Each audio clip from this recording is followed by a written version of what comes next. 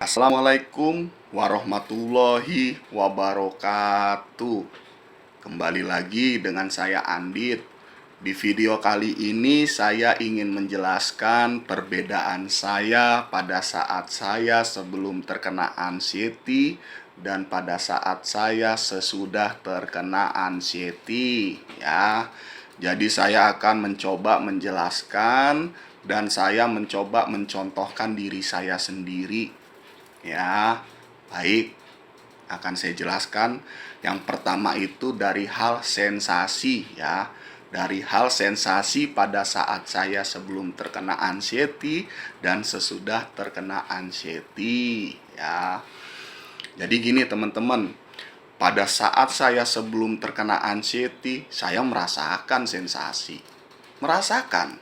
Seperti apa Mas Andit sensasinya? Ya, seperti batuk pilek, demam, meriang, ya kan, sakit gigi, nyeri badan, sakit punggung, sakit leher, kesemutan, ya, kram, kembung, diare, buang angin terus, ngencing terus, ya kan?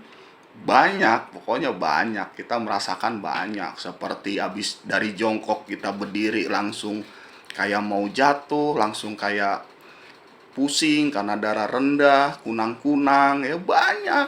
Banyak gitu loh. Namun pada saat itu kan saya belum terkena anxiety. Ya, jadi saya menganggap biasa saja. Pikiran saya menghadapi sensasi itu biasa saja, normal gitu loh. Dan saya beranggapan ya itu sensasi biasa gitu. Paling banter minum obat warung aja juga sembuh gitu loh. Nggak bikin saya panik, nggak bikin saya cemas, nggak bikin saya memikirkan penyakit gitu. Enggak. Itu dia teman-teman. Dan di sini saya menjelaskan lagi pada saat saya sudah terkena anxiety, ya. Pada saat saya sudah terkena anxiety, ya, terus saya merasakan sensasi yang tadi saya sebutkan itu, ya.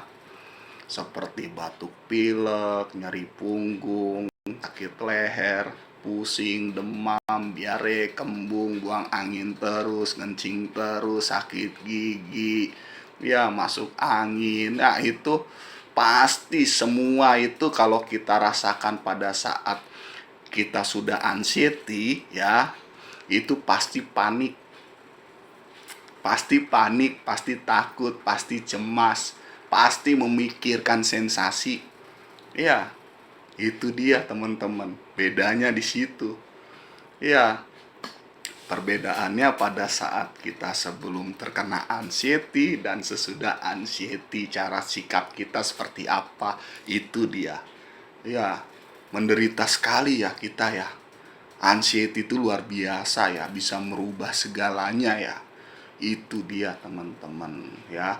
Terus juga teman-teman akhirnya itu tidak bisa membedakan mana sensasi yang sembuh dibodoh amatkan dan mana sensasi yang benar-benar butuh bantuan dokter.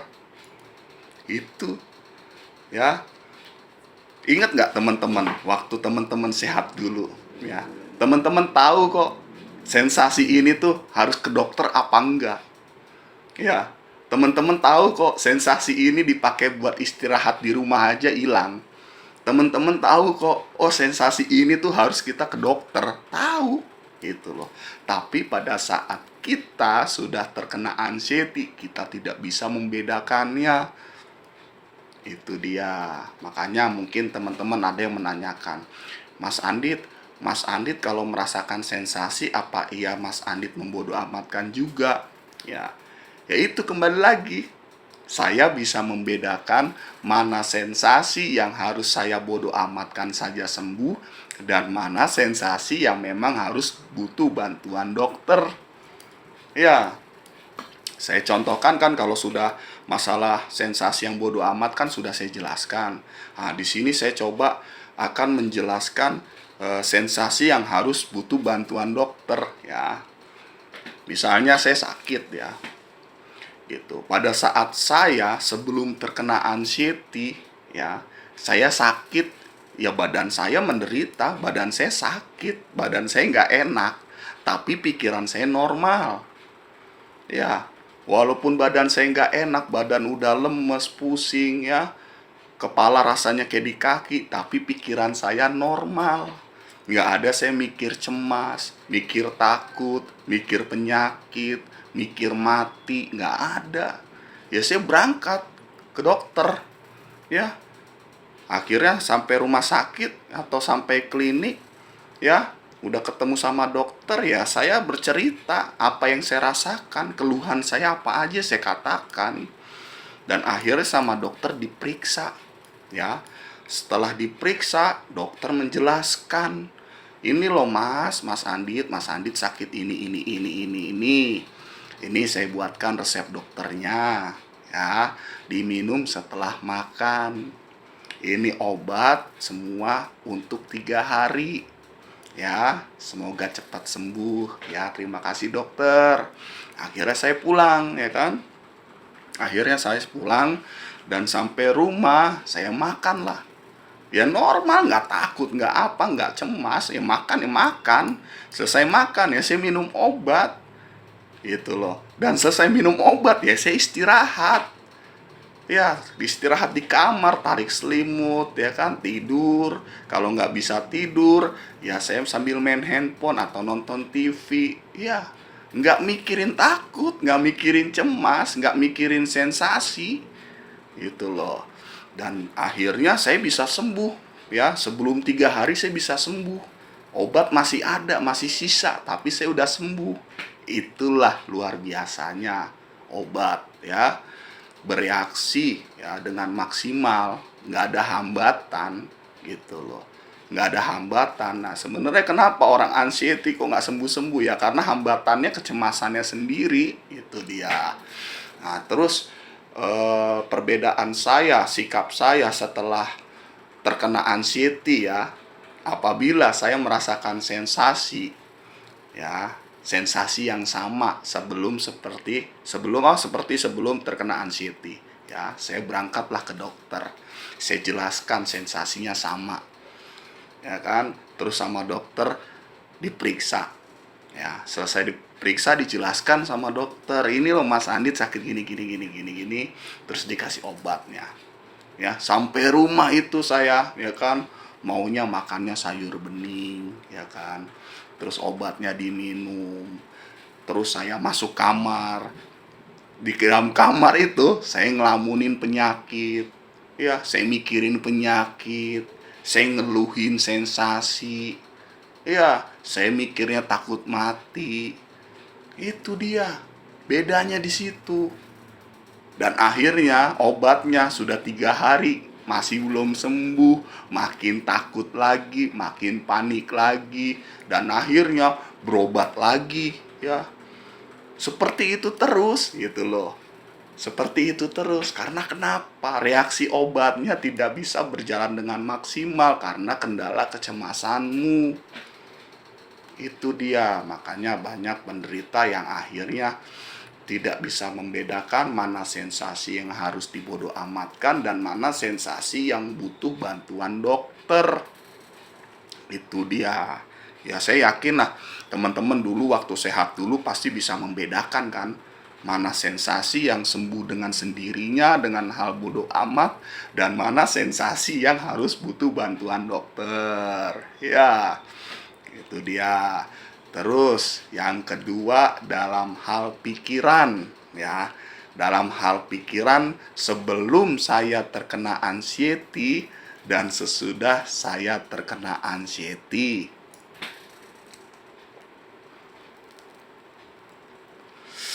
Jadi gini teman-teman, ya, sebelum saya terkena anxiety, pikiran saya emang normal. Ya, pikiran saya mikirin rumah tangga, keluarga kecil saya mikirin orang tua saya mikirin pekerjaan, saya mikirin ekonomi. Ya, realita kehidupan kita yang kita pikirkan. Nggak ada namanya terbesit di pikiran kita memikirkan penyakit. Nggak ada. Ya, nggak ada namanya kita terbesit memikirkan sensasi. Nggak ada, normal, ya. Pikiran kita normal, tidak memikirkan penyakit, ya. Pikiran kita memikirkan realita kehidupan kita, ya. Tapi setelah saya sudah terkena anxiety, ya udah luar biasa ya. Jadi saya tuh kerjaannya setiap hari hanya memikirkan penyakit, memikirkan sensasi, ya bahkan sampai memikirkan takut kematian. Itu dia teman-teman. Jadi luar biasa sekali ya. Anxiety itu sangat luar biasa, bisa merubah seseorang. Ya, bisa merubah seseorang. Itu. Terus begini teman-teman, ya. Banyak teman-teman kita ini ya, mereka sakit anxiety disertai oleh sakit medis. Ya, contohnya banyak teman-teman juga yang sakit TBC ya, disertai dengan kecemasan anxiety ya. Terus dia bertanya sama saya, "Mas Andit, ini saya bagaimana? Apa harus bodoh amat juga?" Ya. Terus saya jawab, "Mas, ya, kamu sudah ada TBC, riwayat TBC, kamu sudah dicek sama dokter, ya kan? Terus emang kamu TBC, ya obatnya kamu minum, obatnya ya itu obat, kamu minum yang dari dokter. Nggak bisa kamu dengan hal bodoh amat, nggak bisa. Ya kamu minum obatnya, karena itu bener-bener sakit beneran, ya, sakit medis, itu loh. Ya, jadi teman-teman di sini nggak bisa membedakan yang saya bilang mana sakit medis bener sama mana sakit sensasi yang disebabkan oleh kecemasan teman-teman. Dan saya katakan ke teman itu kan, ke orang tersebut, ya kamu untuk masalah TBC ya kamu selesaikan dengan secara medis ya kan. Tapi untuk kecemasanmu kalahkan ya kan. Untuk masalah kecemasanmu ya obatinya dengan cara kalahkan rasa ketakutanmu. Itu dia. Karena untuk mengobati anxiety itu tidak ada obatnya. Itu kalau TBC ada obatnya, tapi kalau untuk anxiety tidak ada obatnya.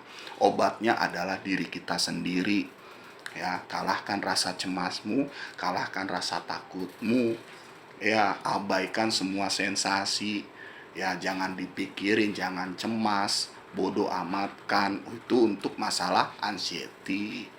Nah, ini yang seperti ini tuh teman-teman penderita anxiety tidak bisa membedakan. Itu makanya saya menjelaskan di video kali ini agar teman-teman paham dan mengerti, ya. Paham dan mengerti. Misalnya teman-teman sudah divonis juga sama medis ya, punya sakit jantung ya, disertai kecemasan. Ya. Ya itu, terus gimana Mas Andit ngobatinnya? Ya sakit jantung nggak bisa diobatin dengan bodoh amat, nggak bisa. Tetap butuh bantuan dokter, konsumsi obat. Itu dia. Untuk anxiety-nya, ya lawan dengan dirimu sendiri. Itu, ya paham kan teman-teman? Ya, itu dia. Makanya saya coba menjelaskan di video kali ini biar teman-teman paham dan mengerti mana sensasi yang disebabkan kecemasan, mana penyakit medis, ya. Itu dia.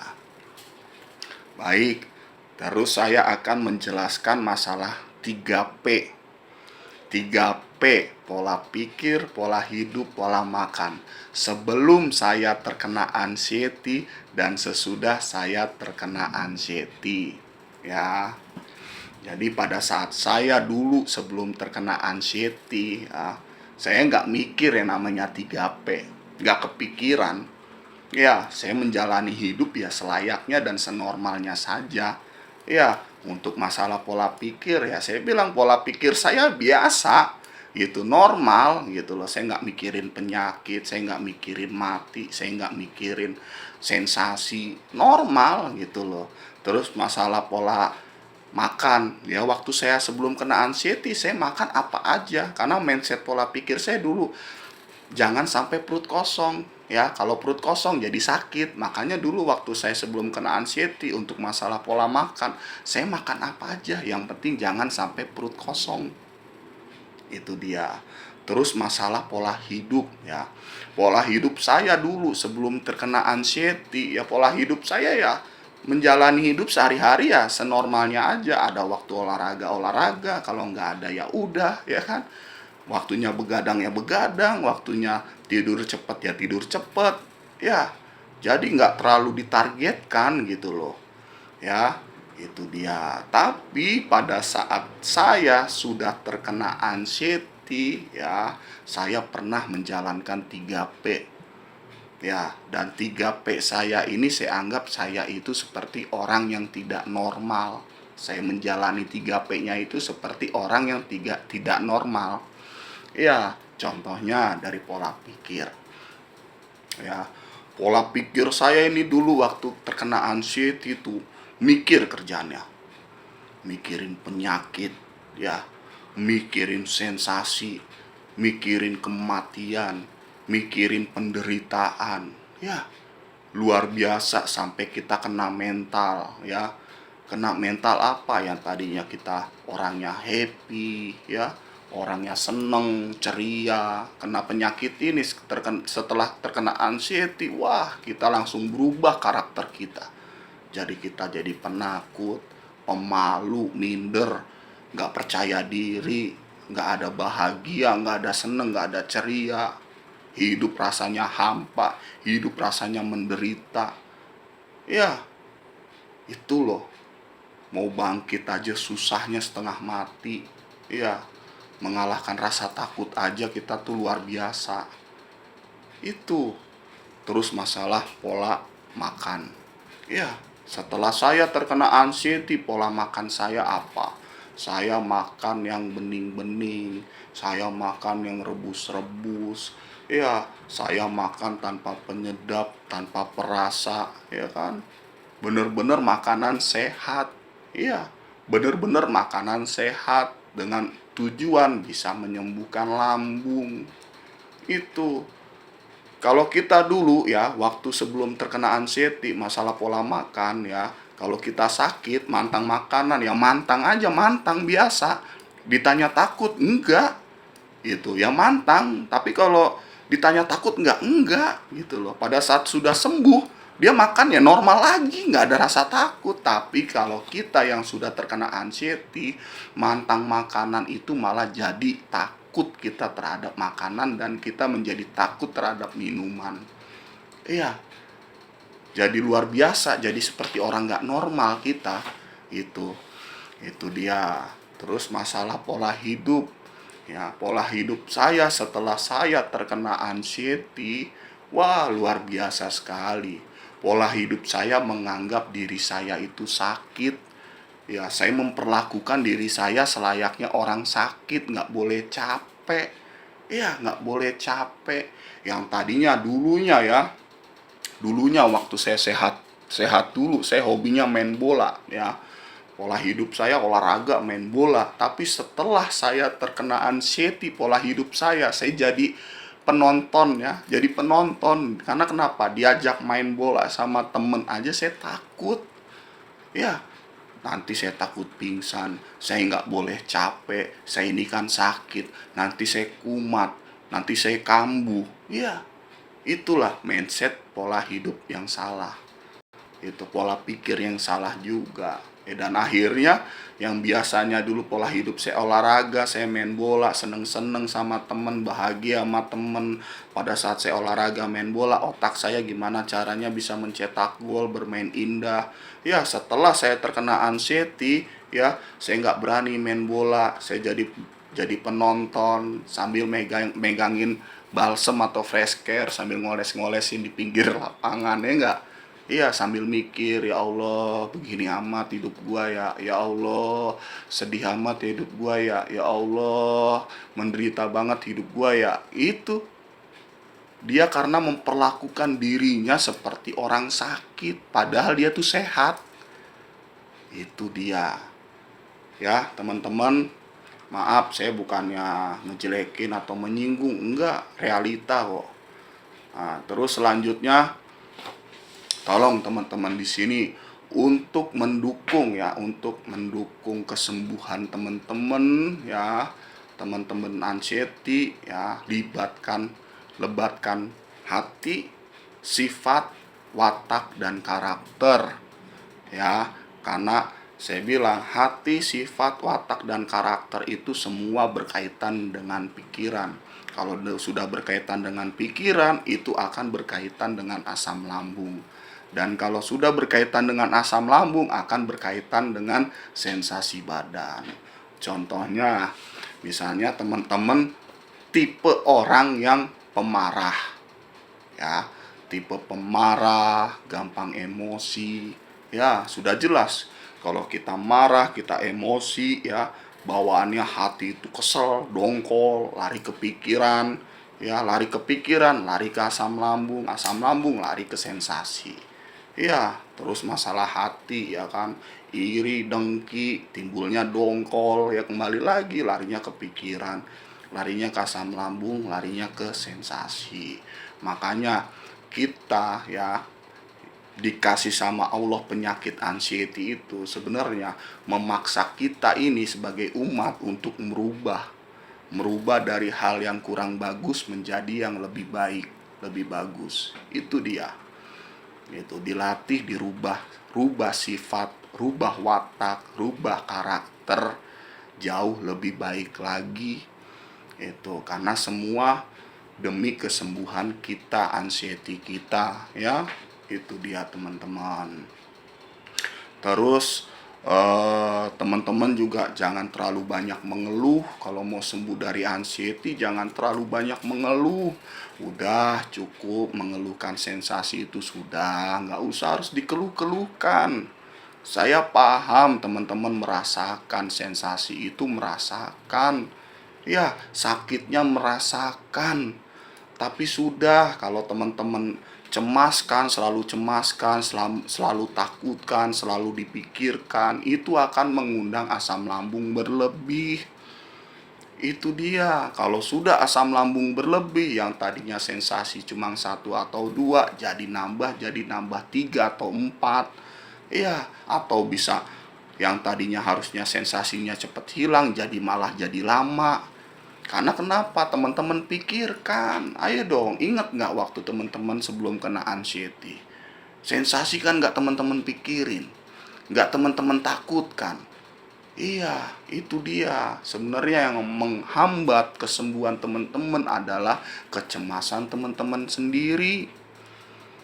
Itu ya, dirubah, jangan terlalu banyak mengeluh, banyakin prakteknya, latih, lawan, hadapi. Ya, latih, lawan, hadapi. Lawan rasa takutmu, hadapi rasa takutmu. Lawan sensasi, ya, hadapi sensasi. Itu sebenarnya musuhmu cuma dua, pikiran dan sensasi badan. Ya, itu namanya lingkaran setan. Sensasi dan pikiran itu mereka berkolaborasi, bekerja sama dengan baik untuk menyiksa penderita. Penderita itu disiksa melalui pikiran, kecemasan, dan penderita disiksa melalui sensasi. Kan seperti itu aja. Coba teman-teman pahami dan mengerti. Teman-teman cuma dihajar dari 2 hal itu aja. Dihajar teman-teman sama penyakit ini dari 2 hal itu aja. Dari sensasi dan dari pikiran. Ya, makanya teman-teman kalau mau sembuh dari penyakit itu, ya kita harus bisa keluar dari lingkaran setan itu. Caranya bagaimana? Membodoh amatkan. Jangan cemas, jangan panik, jangan gelisah, jangan takut. Itu dia teman-teman, ya. Harus paham dong. Ya, terus untuk bisa membodoh amatkan dibutuhkan apa? Mental. Ya, dibutuhkan mental yang kuat.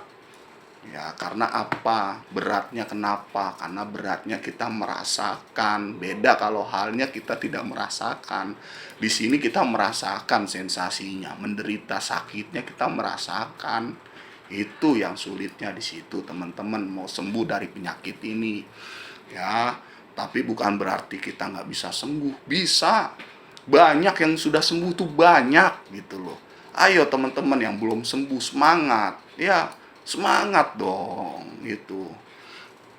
Terus begini teman-teman ya, masih banyak teman-teman, saya yakin masih banyak teman-teman yang masuk ke dalam grup. Ya, grup Facebook lah, grup WA lah, ya. Itu loh. Kalau bisa keluar teman-teman, ya keluar. Penyakit ini nggak usah dibahas, nggak usah diomongin, nggak usah. Ya contohnya seperti grup di Facebook ya, yang posting orang anxiety, yang komentar orang anxiety ya, postingannya keluhan ya, yang komentar juga menanggapi keluhannya gitu loh. Ya ujung-ujungnya wah ngomongin sensasi aja, ngomongin komentar sensasi aja, terus ngomongin penyakit aja, dan diakhiri dengan doa bersama. Ya itu doh, ya Allah, ya mudah-mudahan kita semua yang ada di grup ini diberikan kesehatan, cepat diangkat anxiety-nya. Ya ujung-ujungnya doa bersama. Sebenarnya nggak usah teman-teman, nggak usah masuk grup. Penyakit ini, anxiety itu nggak usah diomongin, nggak usah dibahas. Sensasi itu nggak usah dibahas, nggak usah dikeluhkan, nggak usah diceritakan. Udah, jalani hidup teman-teman itu selayaknya manusia normal, menjalani aktivitas, nggak usah mikirin penyakit seperti teman-teman waktu sehat dulu. Menjalani hidup sehari-hari itu nggak memikirkan penyakit, nggak mau ngebahasin penyakit gitu loh. Kalau teman-teman hidup teman-teman itu dipakai untuk membahas penyakit, gimana teman-teman mau sehat? Ya karena teman-teman menganggap diri teman-teman tuh selalu sakit. Teman-teman selalu membawa diri teman-teman itu seperti orang sakit. Teman-teman memperlakukan diri teman-teman selayaknya orang sakit. Itu udah jelas di grup itu. Ya, yang posting anxiety, yang komentar anxiety. Dan grup itu semuanya orang anxiety. Ya, ya orang anxiety semua. Ya, sebagian pedagang herbal. Ya, nge-share, saya sembuh dengan herbal ini, alhamdulillah. Ya temennya komentar, weh obat apa, herbal apa, ya alhamdulillah tuh bagus tuh obat. Ya kepancing deh, ada yang baca postingan itu, ada yang baca komentar, kepancing, japri, beli, dicoba, nggak sembuh. Ya duit hilang, sembuh kagak. Itu dia. Ya teman-teman, udahlah, grup nggak usah lah ya. Teman-teman gak usah diomongin penyakit, gak usah dibahas. Karena kenapa?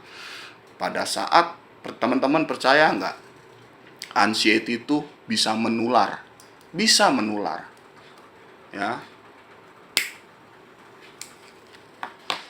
Karena banyak teman-teman ya, teman-teman anxiety yang masuk grup itu, yang tadinya mau coba menenangkan diri, baca-baca komentar, mau mencoba merilekskan pikiran dengan buka-buka grup, dan akhirnya dia membaca postingan, sesuatu postingan yang buruk ya kan, akhirnya terekam di mindset pikiran dia, akhirnya dia jadi takut, ikutan takut. Iya, anxiety ini tuh menular.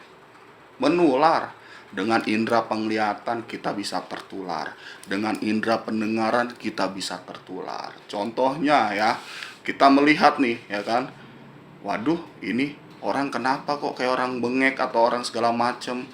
Giliran kita tanya, masnya kenapa, saya asam lambung ini, wah panik ya kan, takut ya kan. Terus ngelihat ada gambar lambung aja kita takut, ngelihat ada orang gila di pinggir jalan aja kita takut ya, karena kita berpikir kita takut seperti itu, takut gila. Itu mohon maaf ya. Terus dari indera pendengaran ya, ada tua masjid ngomong innalillahi wa innalillahi rojiun, telah meninggal dunia ini. Jadi panik, jadi takut ya. Apalagi setelah kita tahu dia meninggal, ciri-cirinya ya, gejala-gejala sebelum meninggal itu sama persis dengan diri kita.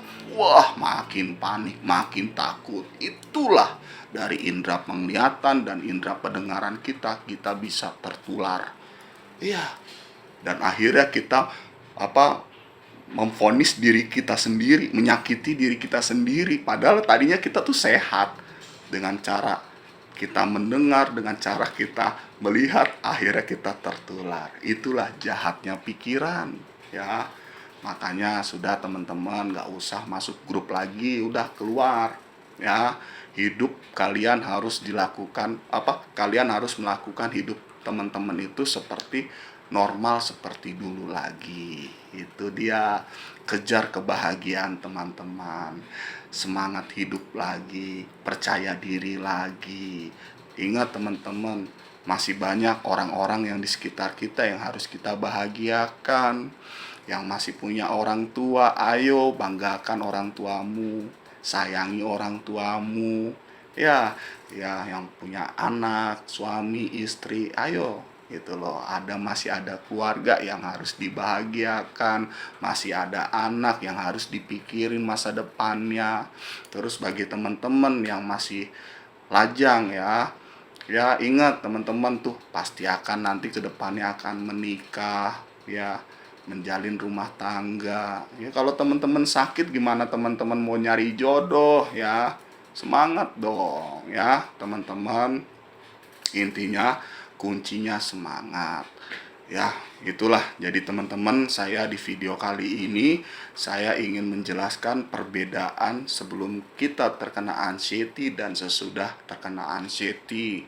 Mudah-mudahan di sini teman-teman bisa paham dan mengerti ya.